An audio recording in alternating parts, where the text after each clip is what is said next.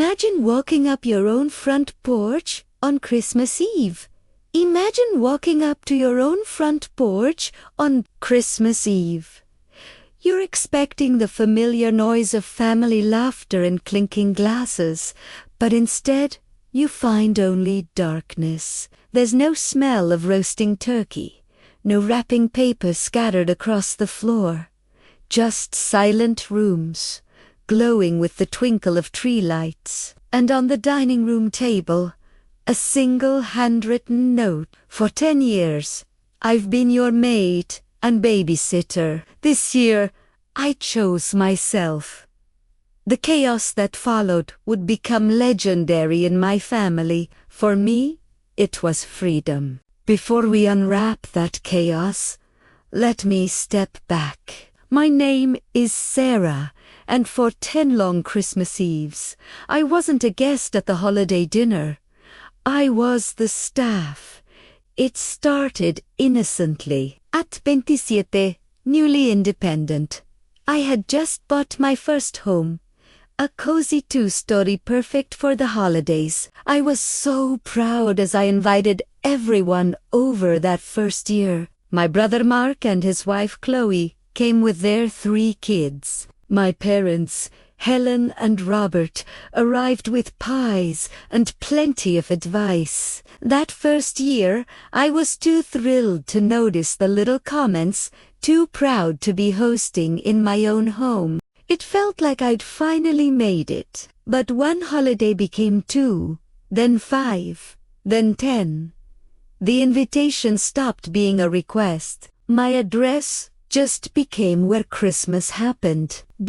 Year. Tray. Tradition meant my house turned into a full-time daycare and 5-star restaurant run by me, alone. Mark and Chloe would shed their coats and disappear.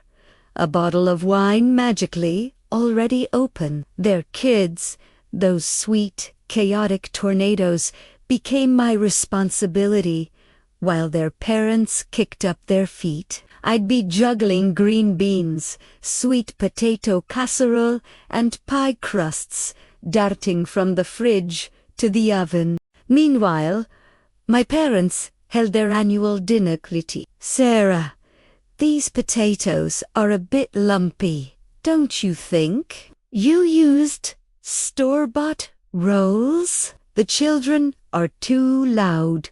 Can't you settle them down? By the time we sat down to eat, I was so tired I could barely taste the food. The real punishment began after dessert. Everyone would drift into the living room to exchange gifts, and I was left in a kitchen that looked like a war zone.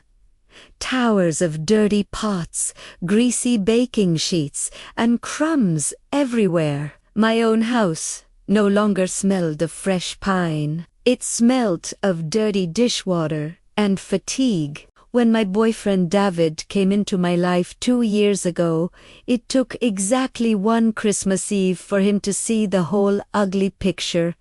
Sarah, why is no one helping you? He asked as he scrubbed a stubborn pot.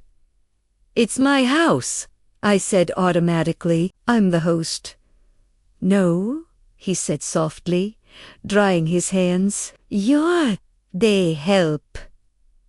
He wasn't wrong, but trying to change a ritual set in stone felt hopeless. Every time I timidly suggested a potluck or taking turns hosting, I got the united front. Your house is just so perfect for it, Sarah, Mark would say, and you make it look so easy. Chloe would add, we'd help, but you know the kids, they need the routine. They love Aunt Sarah's house. And my parents, Sarah, don't make a fuss. It's Christmas. This is what family does. Translation. You work and we enjoy. Last Christmas was supposed to be different. David and I had been together for 2 years, and I had this hopeful little feeling he might propose. I'd even bought a new dress, a deep crimson one. But the night followed The same old script. Mark and Chloe arrived and immediately made themselves at home. Within an hour, their son Noah had knocked over a cup of juice. My parents nitpicked the centerpiece. By dinner, my beautiful dress was dotted with gravy and my spirit was crushed. When the door finally closed at 11 p.m., I slid down the cabinet and just cried. David held me and whispered, "This can't happen again." "But it's tradition," I mumbled. "Tradition should build you up, not break you," he said. "This isn't family, it's using you."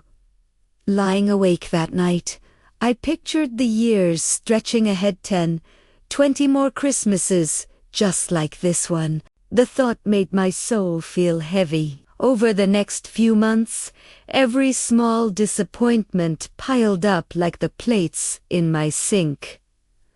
Mark's last-minute requests for babysitting, Chloe's lazy texts asking me to run errands for her, my parents expecting me to drive across town every Sunday for a dinner they'd never host.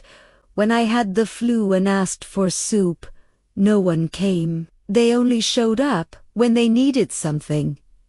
David saw it all. "You're always there for people who wouldn't step off the curb for you," he said one evening.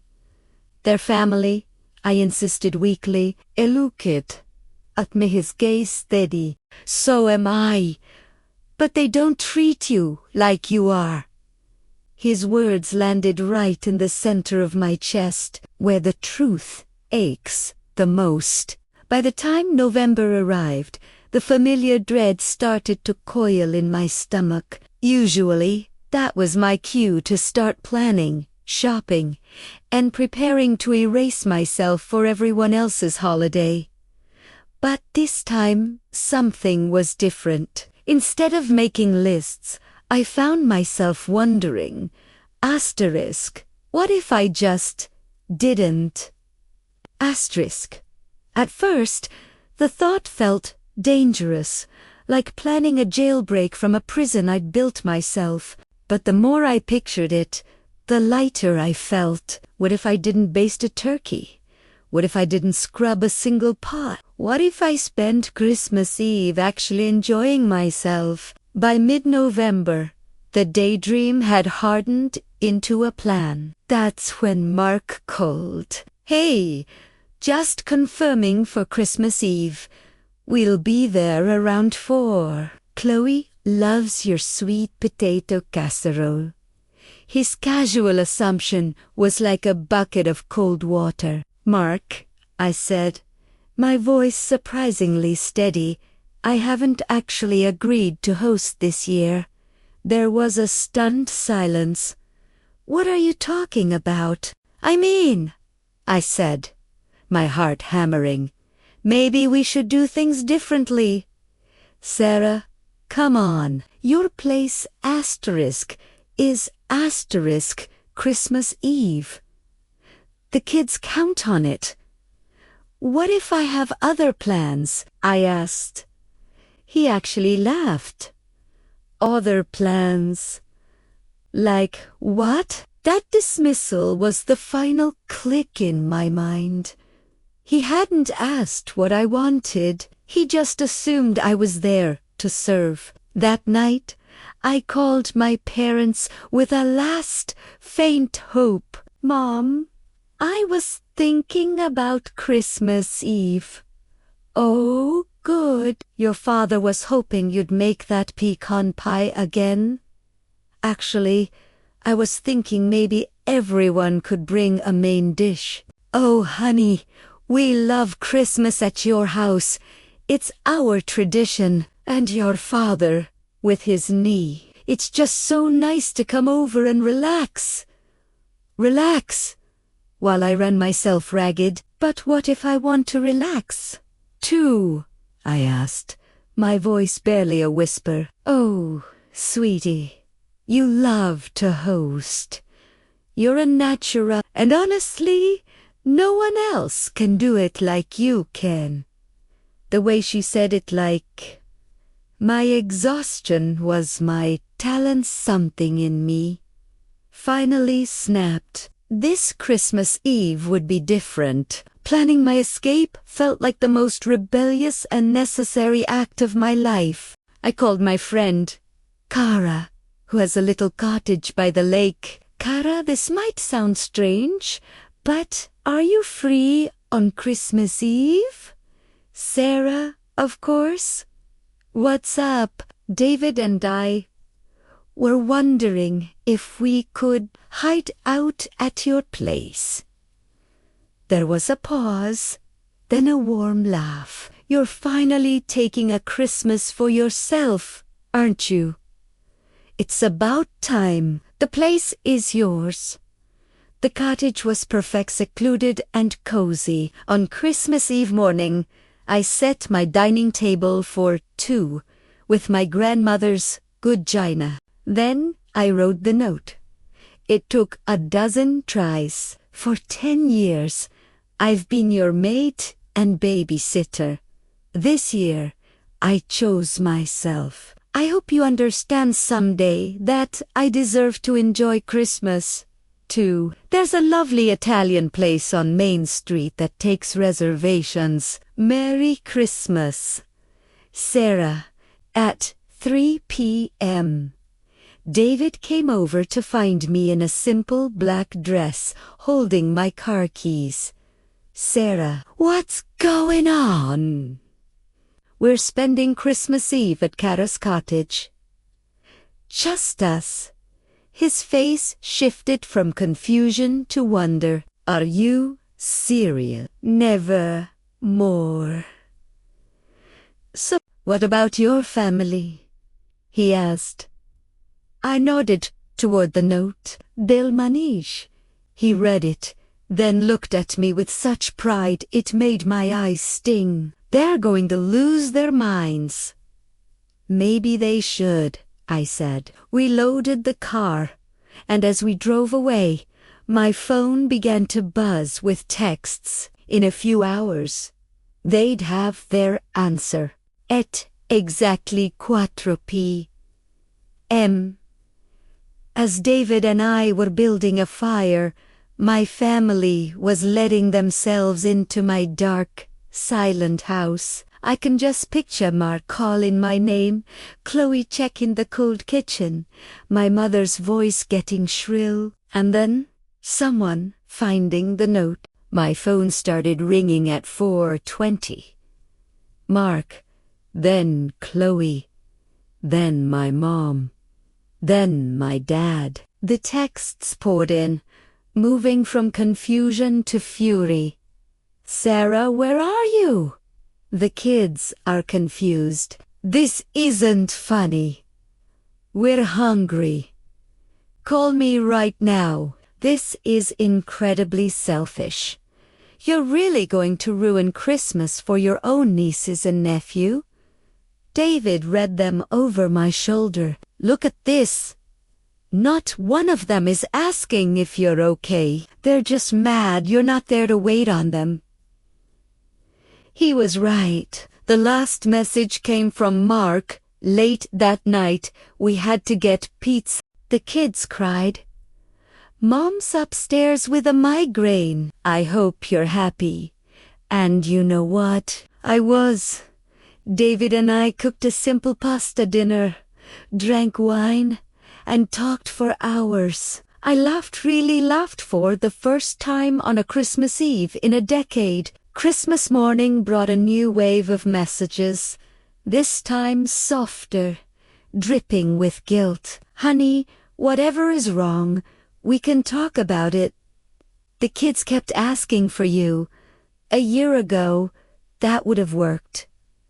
But these messages weren't about love. They were about getting things back to their normal. I turned off my phone. When we got home on the 26th, there was a different voicemail from my mom. Sarah. I've been thinking about your note. Maybe Maybe we haven't been fair to you. We'd like to talk. Mark's was less graceful, but more real. Look, I guess I never realized how much you did. Maybe next year we can actually help. But the most important change wasn't in their messages. It was in me. For 10 years, I thought their love depended on my exhaustion. I learned that real love doesn't demand sacrifice. It appreciates generosity. This year, I'm hosting Christmas Eve again, but it's different. Mark is bringing the ham. Chloe is making the sides. My parents are on desert duty. And everyone is staying to clean up. For the first time, I'll get to be a guest at my own party. Sometimes the most powerful gift you can give yourself is a single, simple word, no. And sometimes the people who claim to love you need to lose your constant yes to finally understand your worth. That empty, silent house on Christmas Eve taught them what I could never say aloud. I am not the help. I am family, and I deserve to be treated like it. Thank you so much for listening to my story. If it resonated with you, please hit that like button and consider subscribing for more. I'll see you in the next one.